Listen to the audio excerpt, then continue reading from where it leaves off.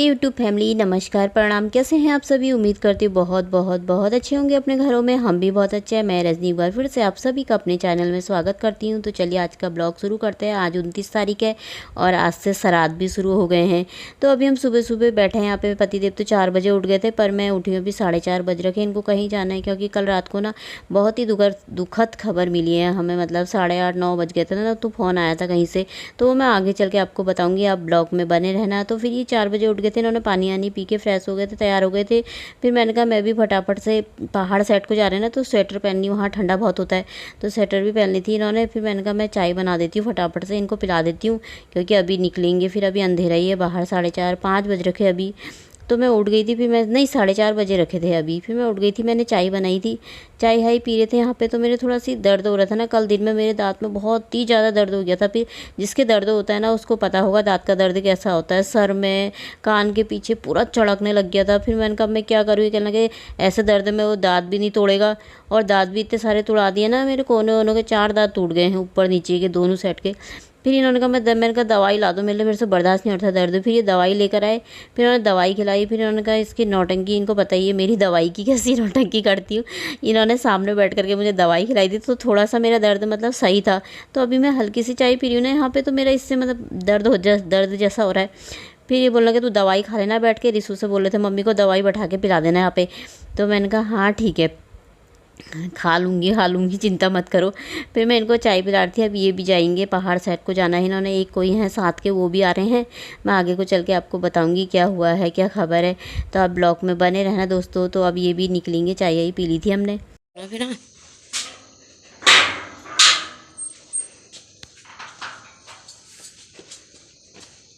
सब सामान वामान रख लिया, आराम से जाना। हाँ देखिए नहीं रहे, इसमें अंधेरा हो रखा। पर्स रखा, पर्स मोबाइल सब। हाँ से अंधेरा हो रखा। चश्मा भूल गए। वहाँ पर कुत्ते भी हैं, यहाँ बहुत सारे। वो इकट्ठे सारे आ जाते हैं। हाँ डंडा ले लो, एक कोई चीज़ हाथ में, वो बहुत ही इकट्ठे हो जाते हैं। फिर वो चश्मा भूल गए थे पतिदेव। तो अभी 5:20 का टाइम हो रखा था। तो मैंने कहा मैं थोड़ी देर छत में घूम लेती हूँ, क्या करूँ, थोड़ी देर सुबह सुबह की ठंडी ठंडी सी हवा खा लेते हैं, मस्त मस्त सी।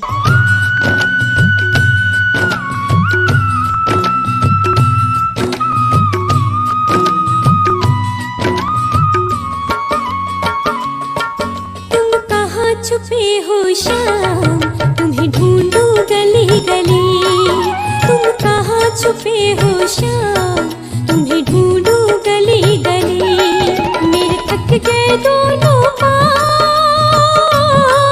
मेरे थक गए दोनों पाँव, तुम्हें ढूंढूं गली गली। तुम कहाँ छुपे। तो मैं घूमने के बाद पानी भी आ गया था। मैंने कहा गमलों में पानी डाल देती हूँ लगे हाथ। और ये हमारे सामने जो मकान बना ना, इसके बगल में भी शुरू होने लग गया कल से मकान, दूसरा वाला भी बनने लग गया। और मैं आपको दिखा रही थी। तो मैंने घूम लिया था। तो मैंने कहा अब मैं पौधों में सूख जैसा जाते हैं ना, आजकल तो धूप बहुत रहती है दिन में। तो मैंने कहा मैं इनमें सब में पानी डाल देती हूँ। और यहाँ पर ना पाइप लगा रखा है, ऐसे पाइप लगा करके पतिदेव ने नल में से इसके ऊपर लगा रखा ना, तो नीचे से बाल्टी लगा रखी है। तो मैंने कहा मैं इन्हीं में डाल देती हूँ, फटाफट से पानी डाल देती हूँ। इससे फिर नीचे का काम फिर करूँगी, पहले ऊपर का ही कर लेती हूँ। अभी इतना ज़्यादा टाइम भी नहीं रखा है, आज फटाफट काम हो भी जाएगा क्योंकि मुझे अकेले ही करना है। आगे पीछे तो मैं अंदर का कर लेती, तो पतिदेव बाहर का सीढ़ी ईढ़ी सफाई सब बाहर का वो कर लेते हैं ना। तो और फिर बीच बीच में बैठ भी जाते हैं, कभी चाय पीने के लिए, कभी पानी पीने के लिए, तो बैठे रह जाते हैं, थोड़ा काम लेट भी हो जाता है। तो आज मैंने कहा पतिदेव जा रखे हैं पहाड़ को, तो मैंने कहा मैं फटाफट से काम कर लेती हूँ। फिर अकेले में बैठा भी नहीं जाता ना, फिर जब ऐसा मन करता है फटाफट काम कर लेती हूँ। तो मैंने कहा आज मैं फटाफट से सारा काम कर लेती हूँ, वीडियो भी बन जाएगी। तो मैं साथ में टाइम मेरे पास बहुत रहेगा, मेरा काम खत्म हो जाएगा तो एडिट करके आज ही इसको डाल दूँगी। तो उसमें भी 2-2.5 घंटे, 2 घंटे तो मान के चलो लग ही जाते हैं एडिट करने में। तो फिर मैंने कहा मैं फटाफट से ऊपर ही पानी डाल ली थी। सुबह सुबह का मौसम भी अच्छा हो रखा था, तो अब मैं डाल लेती हूँ फटाफट से पानी, फिर मैं करूँगी नीचे का काम।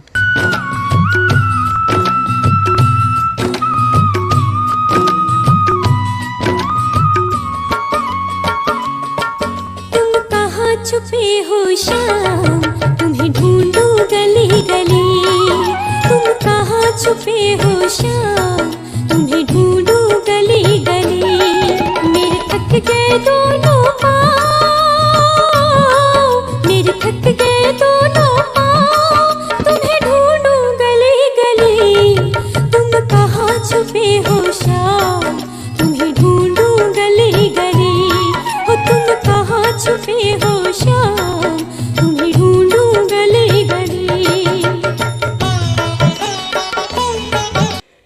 मैं यहाँ पे फूल तोड़ के ले आई थी। फूल लगे हैं पीछे की साइड में ना, फूल लग रखे हैं, तो मैंने कहा इसमें डाल देती हूँ। ये मैंने ना लिखा हुआ है, इसमें एपल आर्ट से लिखते हैं ना, तो इसको मैंने रोज़ धो धा करके इसमें जैसे ये लगा दिए, पत्ते लगा दिए और ये फूल लगा दिए। जैसे हम लोगों के यहाँ पे मैं जब शादी हुई थी तब मैं देखती थी ना, सबके यहाँ सब देलियों पे लगा के रखते थे। कोई कोई तो 2-2 लोटे में भी रखता है ऐसे इसमें पानी भर करके फूल लगा दिए। फूल नहीं है तो पत्ते ही लगा दिए कभी ऐसे करके, पर रखते जरूर हैं क्योंकि बहुत शुभ माना जाता है, इससे अच्छा होता है। तो हम लोगों में रखते हैं तो मैं भी रखती हूँ, इसे मुझे भी आदत है।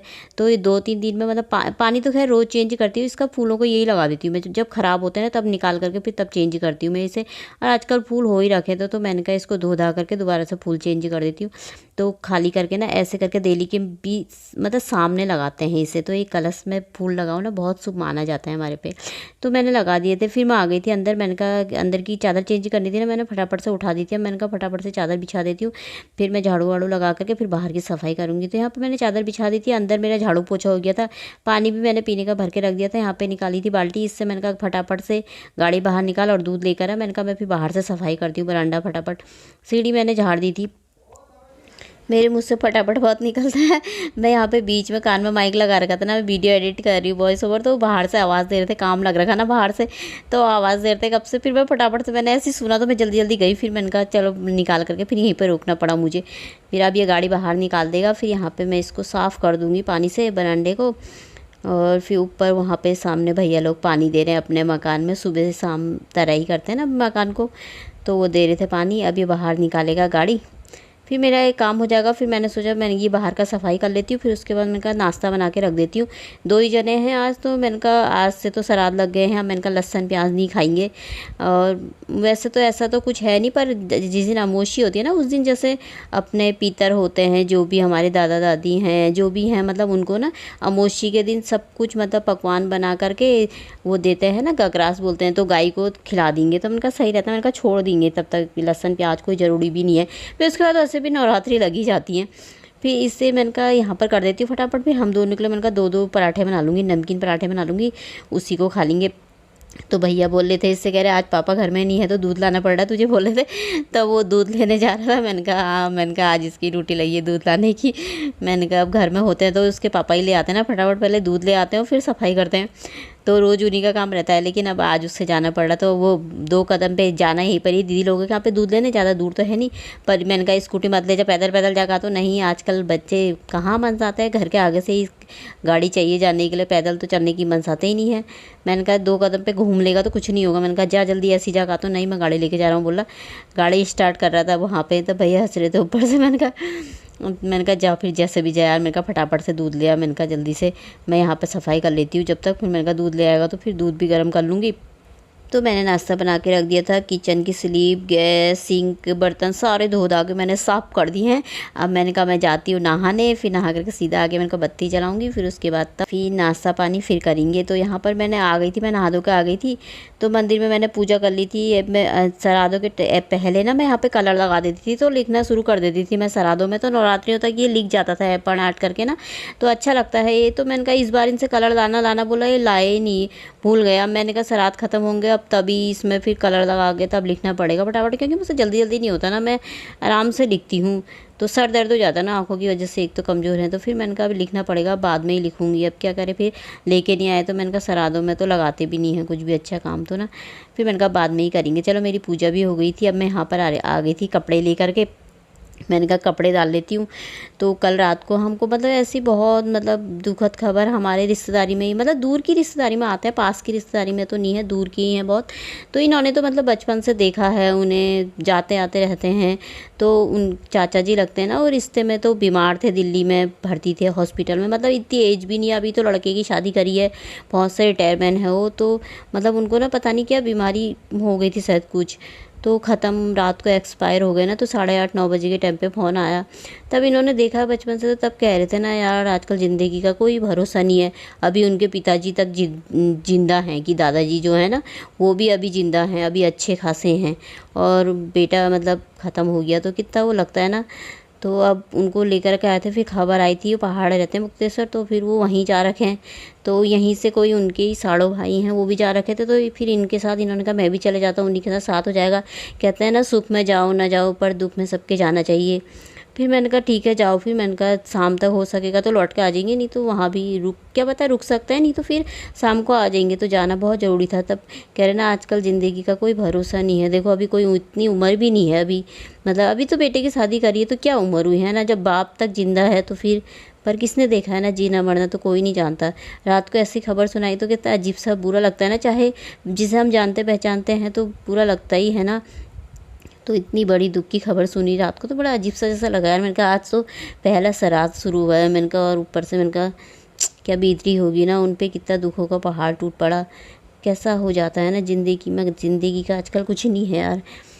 तो यहाँ पे मेरा सारा काम हो गया था, मैं नहा करके आ गई थी।